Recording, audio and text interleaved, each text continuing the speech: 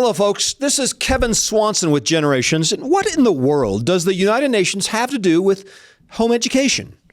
UNESCO has issued a report on homeschooling released last week for public consumption, and the operation is calling for the regulation and monitoring of homeschools around the world.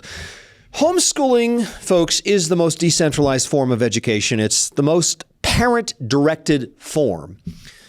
It is by far the most radical form of liberating education from the controls of the modern state, and it is the largest segment of private education in America today and growing all over the world, including South Africa, Brazil, and around the world. Home education is a recent phenomenon in the modern world, getting a concerted restart in the early 1980s. My parents homeschooled me in the 1970s, 1980s, and I spoke at my first homeschool conference in California in 1986. Now, the what about socialization question is not so much about attending the prom as it is about becoming a socialist and seeing oneself as a citizen of the state more than a member of a family. As Karl Marx said in the Communist Manifesto, abolish the family. Replace home education with social. Okay, that's the very heart and the soul of the Communist Manifesto. If you want to know what communism is about, it is to replace home education with social, because the purpose of the modern state is to turn the individual into socialists. I think that should be obvious. Well, the UNESCO report cites the European Court of Human Rights concerns that some parents invoke religious convictions to justify home education.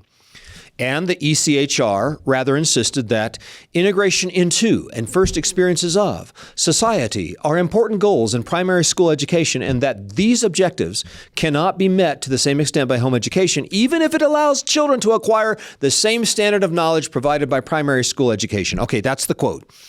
Well, the ECHR upheld a lower court decision disallowing a German family from homeschooling their kids because they said the worldview of pluralism and socialism is essential for democracy and to avoid the emergence of parallel societies based on separate philosophical convictions. While the concern was the Islamic worldview in some cases, the Christian worldview does counter the humanist, the pluralist, the polytheist, and the socialist worldview maintained by the modern statist state. The United Nations report insists on homeschools being subject to inspections under the Ministry of Education because they say the state must certify that the children's rights to a quality education is maintained. Now, does a child's right to a quality education trump a parent's rights to control their children's education? That's our question for this program. Well, biblical law, and we go to biblical law because God's law is the ultimate authoritative law that determines the justice and the rightness of morality and civic law. Biblical law does not guarantee these positive rights for the individual, including the right to a quality education, the right to quality medical care, the right to prosperity, the right to equal opportunities, and all the rest. In fact, I've said in the past, if everybody deserves the highest, most quality form of medical care, how does this doctor have the time to see everybody? In fact, it turns out that state control cannot guarantee that every child gets the best parents, the best character development, and the best education. It just can't. And by the way, who defines the best education and the best form of parenting? Well, we know God does, but biblical law also places the jurisdiction of a child's education and upbringing under the parent, not the state.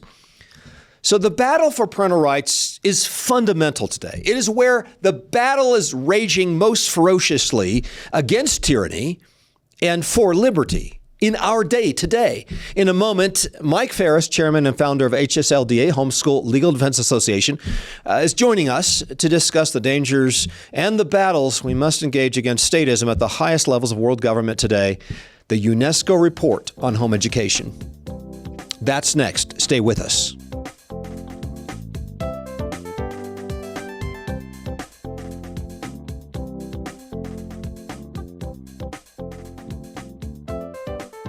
And we're back on the Generations broadcast. Today, friends, we're looking at a 43-page report issued by UNESCO called Homeschooling Through a Human Rights Lens. And there is nobody who can speak more intelligently to this than Michael Ferris, who is chairman of HSLDA, president and CEO of Alliance Defending Freedom. He's argues cases in front of the U.S. Supreme Court. God has used Mike in tremendous ways. Mike did not invent home education, but he was there really close to the beginning. 1983 or whatever it was. 40 years you've been fighting for liberties for this movement, Mike. We appreciate you. We appreciate the work you're doing, but hey, it's all God, and we just show up, right? Indeed. I view myself as a piece of pipe, and God can flow through that. If I'm a clean pipe, stuff flows through well. If I'm a dirty pipe, I mess it up. I'm just a culvert. That's all I am. It can get all clogged up, but yeah, exactly. Well, praise the Lord. I appreciate all of the amazing work that God has done through HSLDA and through yourself through all these years. But we want to jump right into this report. And a couple of quick questions on the front end. Want to know how important this thing is. Is this the first time that UNESCO has jumped into home education? And how will this affect court cases in places like Brazil, South Africa, Europe, or even the States in the upcoming months and years? Well, Kevin, it's good to be with you again. And this is not the first time, but it's clearly the most important report ever given by a UN agency on homeschooling. UNESCO is the agency focused on educational issues, a few other things, but education's directly in their wheelhouse. And in some respects, there is embedded, it's kind of like, to my view of the ACLU in the United States. They are like a broken clock that gets things right twice a day for about 1 second. Yeah. And so this report has a couple of features that are okay. There is a recognition that homeschooling is a valid application of human rights. That's a good thing. But that's so couched in a context that is so heavily regulated by UN values and UN compulsions that they expect the states to implement. Net is a very dangerous thing. But the recognition that the right exists to homeschool can very much help in cases like Brazil or Germany or other places where the very right to homeschool at all is on the line. So on the question, can you homeschool at all? This report helps a little bit. Can you do it with real freedom and teach your kids what you want to teach? That's a different story. And this report is contrary to that. In fact, one big thing is they say dogmatic approaches may stir up intolerance. You can't teach your kids basically that Jesus is the only way to God and be in compliance with what the UN expects for homeschooling or any form of education for that matter. Yeah. Now, they talk about the best interests of the child, and I know you have done so much work on the UN Convention for the Rights of the Child. The best interest of the child apparently trumps parental rights in the minds of the secular state. Is that true? And who defines the best interests of the child? Well, in fact, that's the important question, Kevin. Yes. I mean, one thing that we can say is that the work that HSLDA, that I led, defeating the UN Convention on the Rights of the Child in the United States, is proven to be absolutely on target. Our predictions about how the UN would work and how the treaty would be implemented, we were dead on our predictions, as this report indicates.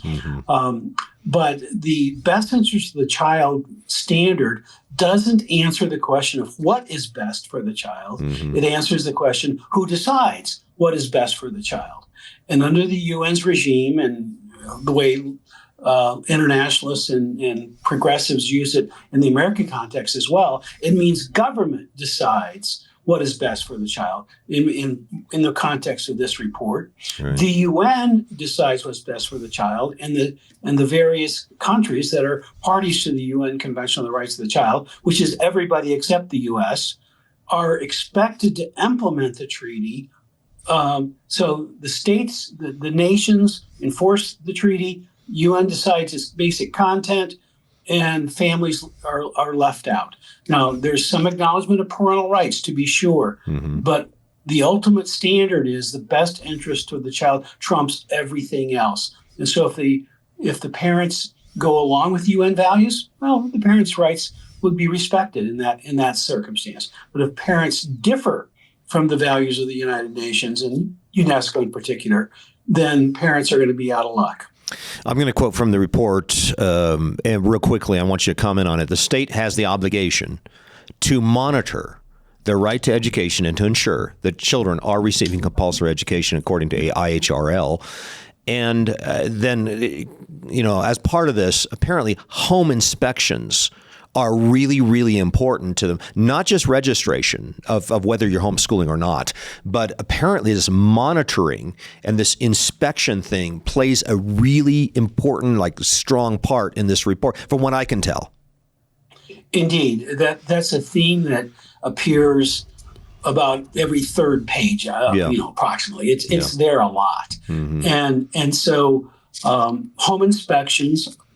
They correctly use the term search for it in one of the paragraphs describing what they mean by it. And under American constitutional law, these are called unconstitutional searches and seizures. I won a case on this point in the Massachusetts Supreme Judicial Court many, many years ago, saying that it's unconstitutional to condition the right to home education upon submitting to a mandatory home inspection by local school officials. And so it's invasive, it's a violation of privacy, and more importantly, they don't know what to look for even if they were there. A case that I argued and we won in the Supreme Court of South Carolina basically held that people who are experts on public education are not competent to evaluate home education.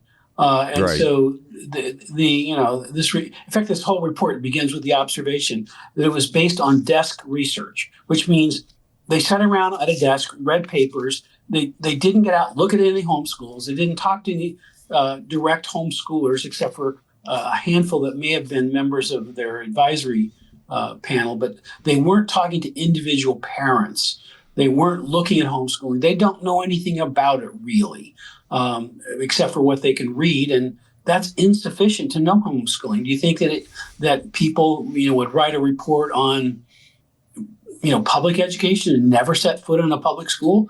Of course not. That wouldn't be tolerable. And so this report is really leaves a lot to be desired.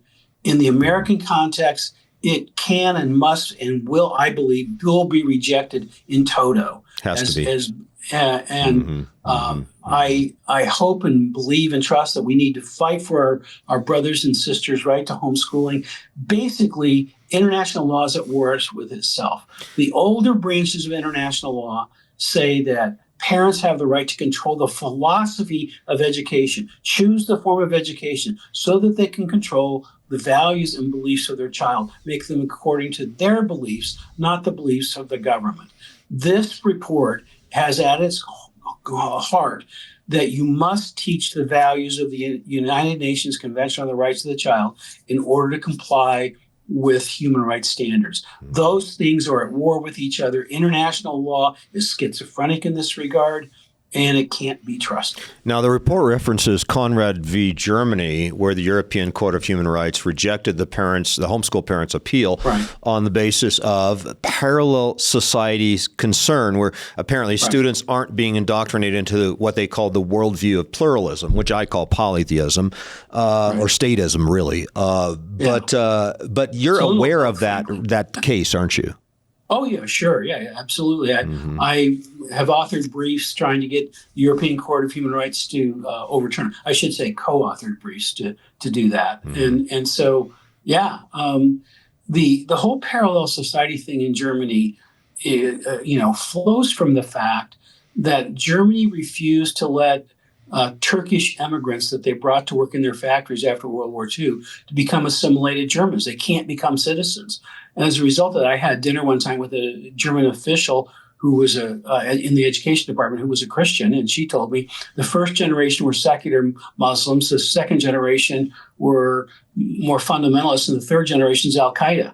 And it's because Germany treated them like a parallel society. So they're afraid of something of their own creation, whereas homeschoolers in Germany are good German citizens. They're not parallel in the sense that Germany can legitimately be worried about. They're good German citizens, and they will be loyal to their country, and they love their country.